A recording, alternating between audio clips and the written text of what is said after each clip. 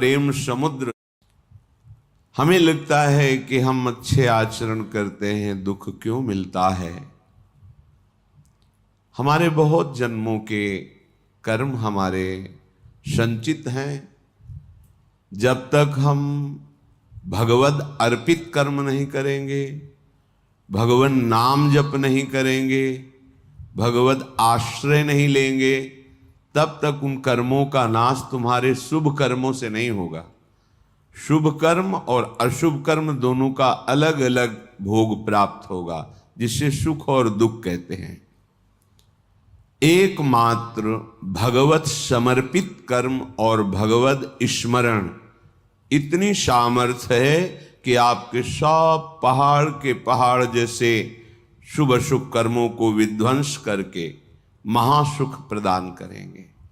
जब तक शुभ अशुभ कर्म रहेंगे तब तक आपका जन्म मरण होता रहेगा, आपको दुख सुख की प्राप्ति होती रहेगी। जैसे किसी किसी को भ्रम होता है कि गर्भस्थ शिशु या बाह्य प्रकट हुआ या अभी बाल्यावस्था को है या किशोर अवस्था को है, इस जन्म में तो कोई पाप नहीं हुए, फिर वो क्यों मर जाता है या फिर वो क्यों असाध्य रोगों से ग्रसित हो जाता है? जीव पुरातन है, भगवान का अंश, और उसी ने जिन जिन शरीरों को धारण करके जैसे जैसे कर्म किए हैं वैसा वैसा उसको परिणाम भोगना पड़ता है। पहली बार थोड़ी मनुष्य बना है, शास्त्रों बार बन चुका होगा। जैसे प्रश्न उठता है कि 84 लाख योनियों में एक योनि है जिसमें कर्म नवीन किया जा सकता है, तो अभी तो वो मनुष्य योनि में है, पीछे क्या ऐसे कर्म किए? तो आप जानते हैं ये कितने करोड़ बार मनुष्य बन चुका है? नहीं जानते। अल्पज्ञ होने के कारण आप प्रश्न कर देते हैं कि मनुष्य योनि तो 84 लाख योनियों में एक बार ही मिलती है और अभी वो मनुष्य बना है, कोई नवीन कर्म किया नहीं, ना शुभ ना अशुभ, फिर उसे दंड क्यों मिल रहा है? क्योंकि अन्य योनियों में किए हुए कर्मों का परिणाम मनुष्य योनि में नहीं भोगना पड़ता। जैसे पशु है, पक्षी है, वो तो प्रारब्ध के अधीन होता है, नवीन कर्म कर ही नहीं सकता। फिर ये परिणाम किसका भोग रहा है? जो अभी अभी नवीन अवस्था को प्राप्त हुआ है मनुष्य शरीर में। तो आप अल्पज्ञ हैं, आप पीछे के जन्म नहीं देख पा रहे कि आप करोड़ों बार मनुष्य बने हैं। हर बार आपने वासना की फिसलन में फिसल करके अशुभ कर्म किए और भगवान को प्राप्त होने वाले भगवत प्रीत्यर्थ कर्म नहीं किए, भजन नहीं किया। अनादिकाल से भटकते चले आ रहे हैं। ये क्यों म्यों छोड़ करके यदि शास्त्र और संतों की बात मान लें तो आपका ये जन्म सब कर्म संस्कारों को मिटाकर परम पावन भगवान के चरणों की प्रीति प्रदान कर दे।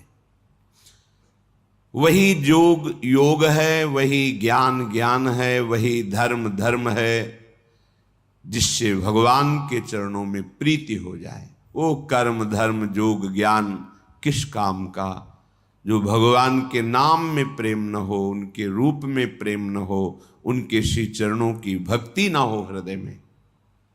बड़े बड़े महापुरुष योगींद्र मुनींद्र भी जिनके चरणों का यश गाते हैं, चरणों की आराधना करते हैं, वो प्रभु हैं। सत प्रेमैक रसात्मनो पदतले न्यस्याभय स्थीयते। जिसने श्री श्यामा श्याम के चरणों में अपने शीश को झुका दिया, समर्पित कर दिया, अब उसे कहीं भी कोई भी भय परास्त नहीं कर सकता, श्रीपाद कह रहे हैं। क्योंकि ऐसा सच्चिदानंद में निर्भय पद उसके हृदय में प्रकट होता है। तरहास्ते मम लोक तो नहीं भयम, नो धर्म तो नो दूरांत यदि व्याधि सतात किमन्य दखिलाधीसाच में नो भयम। अब उसे कोई लोकपाल भी भयभीत नहीं कर सकता। जिसके भय से वायु चलती है, सूर्य तपता है, मृत्यु अपने समय से काम करती है, वो ईश्वरों के ईश्वर भी भगवान श्री कृष्ण हैं। वही निर्गुण निराकार हैं, वही सगुण साकार हैं, पर ब्रह्म की प्रतिष्ठा है श्री कृष्ण गीता जी। और उन्हीं श्री कृष्ण के हृदय का प्रेम समुद्र जब सार रूप धारण किया तो श्यामा जी हुई। ऐसे श्यामा श्याम के चरणों की शरणागति जिसने वृंदावन धाम में आकर के रसिकों का संग करके प्राप्त कर ली, उसकी ऐसी स्थिति हो जाती है कि लोकपालों का भी कोई भय नहीं रहता। सुरपति, नरपति, लोकपति, जिनके भावे घास रहे परमानंद में तज सबही की आस, क्योंकि निर्भय पद श्री श्यामा श्याम के चरणों की शरणागति हृदय में जागृत हो गई है। अब बातें केवल नहीं रह गई, हृदय में जागृत हो गई है धाम की कृपा से, सत्संग की कृपा से। धर्म भय किसी भी प्रकार का अब उसे धर्म भय भी नहीं लग सकता कि मेरा कुल धर्म तो ये है, लोक में मेरा एक कर्तव्य है, ये धर्म अब भय नहीं। अपनी शरणागति के लिए भगवान श्री कृष्ण चंद्रजू गीता जी में कहते हैं, सर्व धर्मान परित्यज्य मामेकम शरणम भज। सारे धर्मों का मेरे चरणों में त्याग कर दो, अर्थात मेरे चरणों का आश्रय लेकर भजन करने से सब धर्मों की स्वतः पूर्ति हो जाती है। जैसे समुद्र में स्नान करने पर नर्मदा, गंगा, यमुना, जितनी नदियां हैं सबका उद्गान हो गया, क्योंकि सब नदियां अंततः समुद्र में ही विलीन होती हैं। ऐसे ही सारे धर्मों का अंततः विश्राम स्थल परम धर्म भगवान श्री कृष्ण के चरणों की शरणागति आराधना है। सर्वधर्मान परित्यज्य मामेकम शरणम व्रज। और यहां वही एक रसोया परमानंद एक द्विधा सदा श्री राधा कृष्ण रूपाभ्याम तस्यै तस्मै नमो नमः। वही एक सच्चिदानंद प्रेम रस में डुबोने के लिए युगल रूप धारण करके रसिकों को परमानंद प्रेमानंद प्रदान करता है। तो जिसने श्यामा श्याम के चरणों का दृढ़ता पूर्वक आश्रय ले लिया तो बोले उसको लोकपाल भी भय नहीं प्रदान कर सकते। जैसे यमराज ये भी लोकपाल हैं, वरुण ये भी लोकपाल हैं, अग्नि ये भी लोकपाल हैं, वायु ये भी ये बड़े बड़े जो लोकपाल हैं ये भी भय प्रदान नहीं कर सकते। अब उसे कोई धर्म भयभीत नहीं कर सकता कि हमारा ये जाति धर्म, कुल धर्म, ऐसा ऐसा। सब धर्मों की पूर्ति भगवान श्री कृष्ण के चरणों में है। इसीलिए गोकर्ण जी ने अपने पिता को जब उन्होंने हाथ जोड़कर कहा, बेटा मैं तो मोह में फंसकर पुत्र प्राप्ति को ही सर्वस्व समझता था, लेकिन इस धुंधकारी के द्वारा की हुई अत्याचार से आज समझ में आया कि ये ठीक नहीं है मोह, अब कैसे त्यागूं, कैसे भगवान को रिझाऊं। तो उन्होंने कहा धर्मम भजस्व सततम, सतत धर्म का ही भजन करना चाहिए। तो उनका वो तो कर रहा था, बोले नहीं अभी लोक धर्म का पालन कर रहे थे, परम धर्म का नहीं। इसलिए आगे लिखा त्यज लोक धर्मान, लोक धर्म का त्याग करो, परम धर्म भागवत धर्म प्रेम धर्म का भजन करो। कैसे समझूं कि किसे भागवत धर्म कहते हैं, किसे प्रेम धर्म कहते हैं? बोले संतों की सेवा करो, सेवन करो भगवत प्रेमी महात्माओं का, तो पता चल जाएगा कि भागवत धर्म किसे कहते हैं, प्रेम धर्म किसे कहते हैं। धर्मम भजस्व सततम त्यज लोक धर्मान सेवन सदा साधु पुरुषां, सदा भगवत प्रेमी महात्माओं का सेवन करो। अगर आप आगे की बात नहीं समझे तो संत संग करने पर भी लाभ नहीं मिलेगा। जहि काम तृष्णाम, कामना और तृष्णा का त्याग करके संत संग करो। अगर कामना रखोगे और तृष्णा, तो संत संग का लाभ आपको अनुभव में नहीं आएगा। कामना किसे कहते हैं? देखे हुए, सुने हुए, पढ़े हुए भोगों को भोगने की इच्छा का नाम कामना है, और भोगे हुए भोगों को पुनः भोगने की इच्छा का नाम तृष्णा है।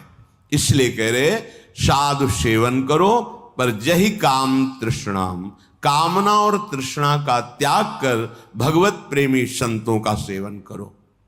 जब भगवत प्रेमी संतों का सेवन करोगे तो आप में सद्गुण जागृत होंगे। तो उसमें सावधानी ये रखना है, अन्यस्य दोष गुण चिंतनमासु मुक्त्वा, तुम्हें कहीं गुणाभिमान न हो जाए। संत संग कर रहे हो, भगवत आराधना कर रहे हो, तुम में सद्गुण व्याप्त होंगे, लोग सम्मान करेंगे, तो कहीं तुम दूसरों के दोषों का दर्शन और निंदा करना शुरू न कर देना। इसलिए सावधान रहना। लोक धर्म का त्याग करके भागवत धर्म का सेवन करो। भागवत धर्म का परिचय भगवत प्रेमी महात्माओं के संग से होता है। संग का रंग कामना और तृष्णा के त्याग से चढ़ता है, और उस रंग को संभाल सके इसलिए अन्यस्य दोष गुण चिंतन मास मुक्त्वा, दूसरे के गुण दोष का चिंतन त्याग कर दे। हमारे पास समय ही न बचे अपने भगवत चिंतन से। कभी नाम, कभी गुण, कभी लीला, कभी रूप, कभी धाम, कभी सेवा, हमारा सारा समय इसी अभ्यास में जाए। अन्यस्य दोष गुण चिंतन का तब हमें अवसर मिलता है जब हम प्राप्त दिनचर्या का प्रमाद के कारण त्याग करते हैं।